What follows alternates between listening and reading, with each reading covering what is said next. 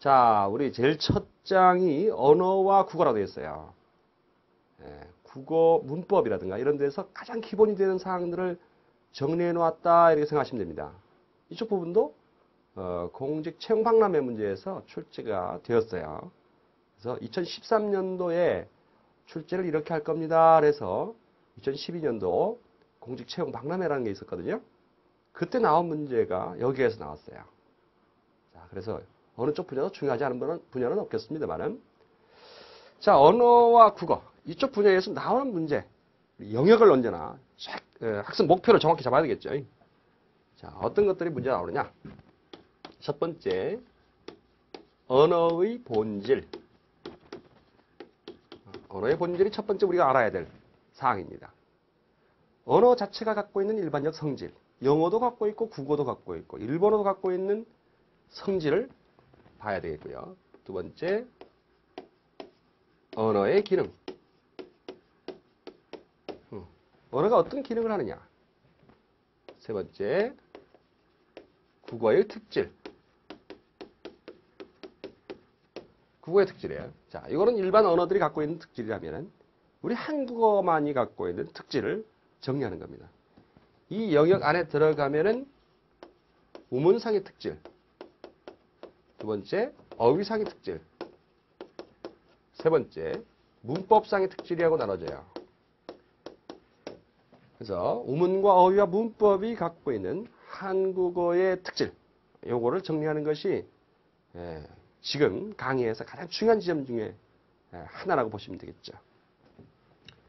다음 네 번째, 한글이 도대체 어떻게 만들어졌느냐. 한글의 창제 정신을 알아보고, 그 다음 한글의 제자 원리, 어떻게 한글이 기역, 니은, 디귿, 리을이 어떻게 만들어졌느냐. 그 원리는 도대체 무엇인가. 제자 원리를 체크하는 문제. 요 네 가지 영역이 언어와 국어에서 출제 비중이 높은 분야인데요. 이 중에서 언어의 본질은 별표 하나 정도 알아두시면 되고요. 언어의 기능은 정확히 금방 알 수 있는 영역이기 때문에 또 시험 문제에 또 나올 가능성은 약간 떨어집니다. 국어의 특질은 완벽하게 소화를 해야 되는데 이 내용이 나중에 국문법 분야 들어가서 우문론, 어휘론, 문장론 이런 부분에 들어가면요. 아주 심각하게 또 복잡해집니다만 그 이전에 기본적이고 개괄적인 사항들 우리가 체크를 해둬야 된다.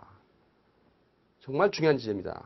그 다음에 한글의 창제정신 금방 알 수 있고요. 제자 원리, 요게 2010년도, 2011년도, 작년, 재작년 계속해서 문제가 나왔는데 올해는 시험 문제에서 출제가 되질 않았어요.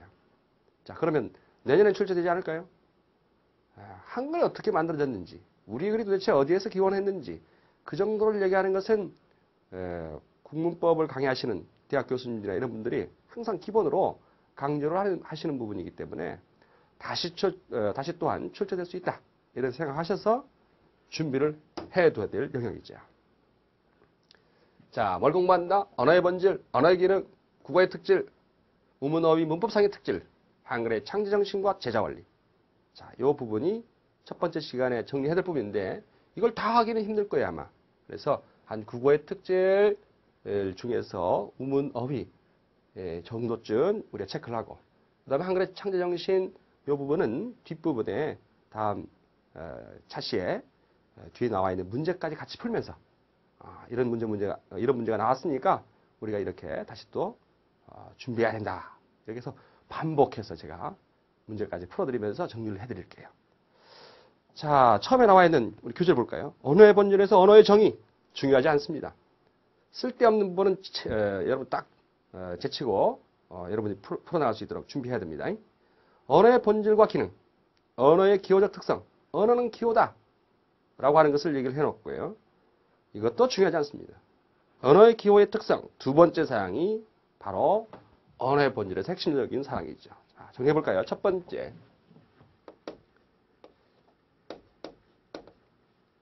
언어는 무엇이다? 사회성을 갖고 있다. 사회성을 말했어요. 언어의 본질의 첫 번째 상황이 사회성입니다. 책에 나와 있죠. 사회성은 거기서 뭐라고 하는데 밑줄 그어놨어요. 사회적 약속이다 했습니다. 언어는 약속입니다. 사람들 사이에서 약속을 하고서 개인이 마음대로 바꾼다든가 그럴 수가 없는 것이 바로 언어다. 그래서 언어의 사회성이라고 말하고 있죠. 어떤 사람이 나는 이제부터 자동차를 뿅뿅이라 하겠다. 저기 뿅뿅 간다. 소형 뿅뿅, 대형 뿅뿅. 그럼 뭐 문제가 생기겠어요? 사회적으로 그 사람은 왕따 당할 수가 있겠어요. 뭔 소리인지 모르잖아요. 4차원이라고 이상한 사람이라고 얘기를 하겠죠. 그래서 언어는 사회적 약속이기 때문에 규범이기 때문에 좀 지켜져야 되는 거죠. 개인이 마음대로 바꾸지 못하는 겁니다. 개인이 마음대로 바꾸지 못한다. 그러면 언중들이 사람들이 야 우리 이렇게 바꾸자 함께 바꾸자고 한다면 그럼 바꿀 수 있는 거겠죠. 자, 첫 번째 언어는 어떤 것이 있다? 사회성을 갖고 있다. 두 번째 역사성.